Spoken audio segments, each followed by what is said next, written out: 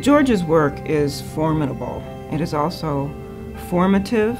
In my own case, I can't think of a living writer I've learned as much from or been as shaped by as George Weigel. I think people don't realize how much personally George is engaged with people that he works with. People think of him as a public intellectual, public Catholic intellectual, and often in speaking, there's a sort of profundity. George understands that the Catholic faith should infuse and transform the lives of believers, and his work is dedicated to helping make that happen. But it's that that's sort of energetic, personal quality that might be a little bit more private, that gets transmitted into the energy and the sparkle of his writing. Evangelical Catholicism in itself, if people read that book and not come away in love with Catholicism, I don't think you read the book. George, among other things, is very committed to working with young people. We see that, of course, in his letters to a young Catholic. We see that in the Tertio Millennial Seminar that for some 2 decades now has been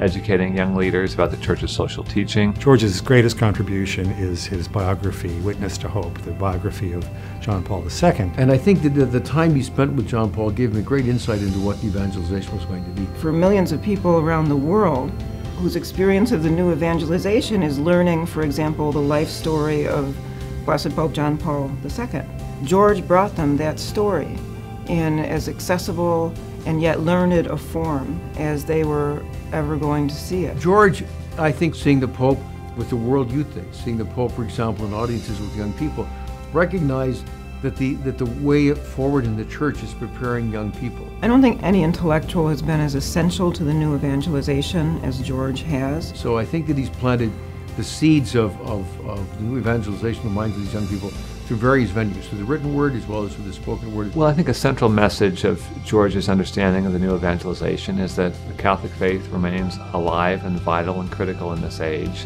and it is the antidote to the poisons of the postmodern era.